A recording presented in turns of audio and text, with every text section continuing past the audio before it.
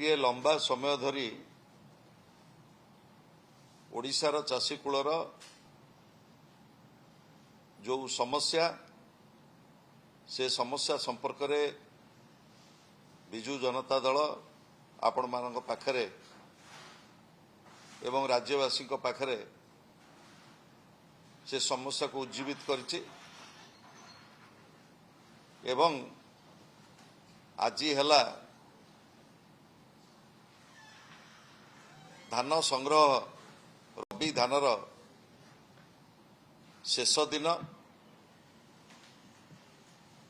आज ये खबरदाता सम्मेलन में मु आपण मानक समस्त स्वागत करुच्ची। आम सहित अछंती आमर खबरदाता प्रमुख डॉक्टर लेलिन महांती। मुझे कही रखा चाहे डबल इंजिन सरकार राज्य को शासन गादी के आसिला बेले जो निर्वाचन प्रतिश्रुति देइथिले आमे मिनिमम सपोर्ट प्राइस सहित इनपुट सब्सिडी देई चाषी कूलर समस्त बड़का धान क्रय करिबु।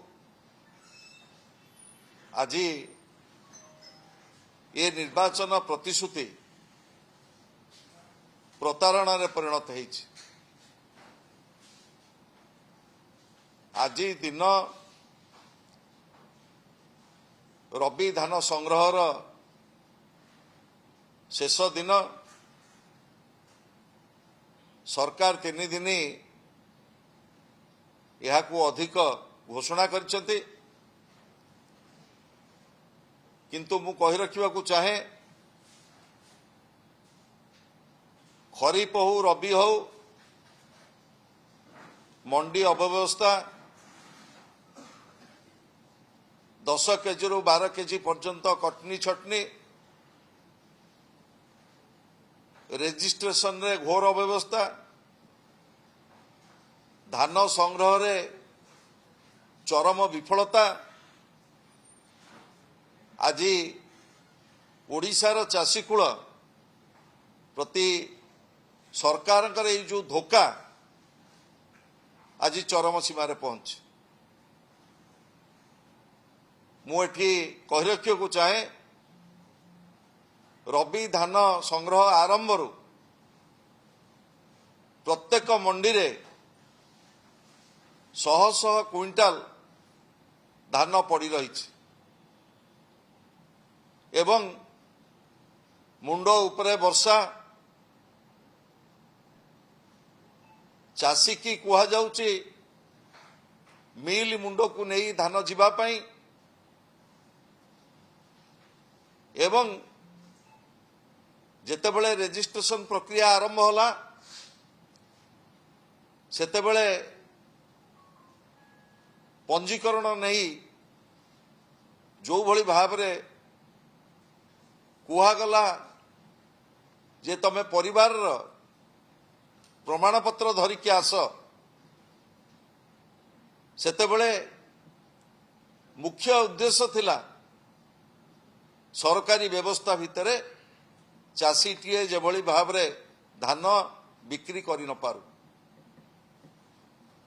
पंजीकरण पाई चाषी के आंदोलन करने को पड़िला। तापर जेतेबेले टोकन प्रदान करागला सेतिकी बेले गोटे नुआ नियम चाषी उपरे लदी दिया गला। जो सरकार कहितिले जे आमे समस्त बड़का एवं बिक्री योग्य धान संग्रह करिबु चाषीर सेठी कुहागला जे आमे 150 क्विंटाल रु अधिक धान संग्रह करिबु नाही एवं 75 क्विंटाल 2टा टोकन पाई जो व्यवस्था करागला टोकन रो अवधि जो दिन थिला से दिन टोकन रे धान संग्रह करागला नाही एवं चाषी जेतेबेले मंडी पाखकू नेकी आसिले सेतेबेले मिलर माने कहिले जे तमे मिल मुंड को लेकिन जाओ धान को पुणी 2000-4000 भड़ा करी मिल मुंड को लेकिन गले एवं तापरे आज जेतेबेले रबी धानर अवधि शेष होउची सेतेबेले 3 दिन सरकार जो वृद्धि करिसंती ये चाषी कूल प्रति चरम प्रतारणा कहले अत्युक्ति हब नाही। मु दाबी करुछि ये जून 30 तारीख सरकार जो 3 दिन वृद्धि करिसंती सर्वनिम्न 15 दिन रबी धान संग्रहर व्यवस्था को वृद्धि करने पाई आमे आज दाबी करुचु ओडिशार चाषी कूल तरफ। आपण माने जानिछंती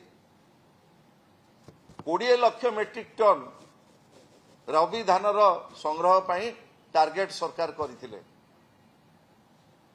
एवं वर्तमान पर्यंत आज सुधा 18,46,000 मेट्रिक टन धान संग्रह करा जायछि। ता अर्थ आहुरी 1.5 लाख मेट्रिक टन धान वर्तमान सरकार कागज पत्र अनुसार मंडी रे पड़ी रही एवं 3,67,221 चाषी रेजिस्ट्रेशन करथिले रबी धान विक्रय करबा पाई। वर्तमान पर्यंत 3,37,000 चाषी धान सरकारी व्यवस्था भितर बिक्री करिसंती किंतु पेमेंट एपर्यंत पाई नाहंती। ता अर्थ आहुरी 35,000 चाषी 1.5 लाख मेट्रिक टन धान बिक्री करबा पाई मंडी रे अपेक्षा कर रहिसंती। आपण माने निजे देखुथुबे 3 दिन धरी राज्यर विभिन्न जगार लगाण वर्षा एवं विभिन्न मंडी रे पॉलिथिन खंडे नाही चाषी रो धान आज को अवस्था रे उबुटुबु होउचंती।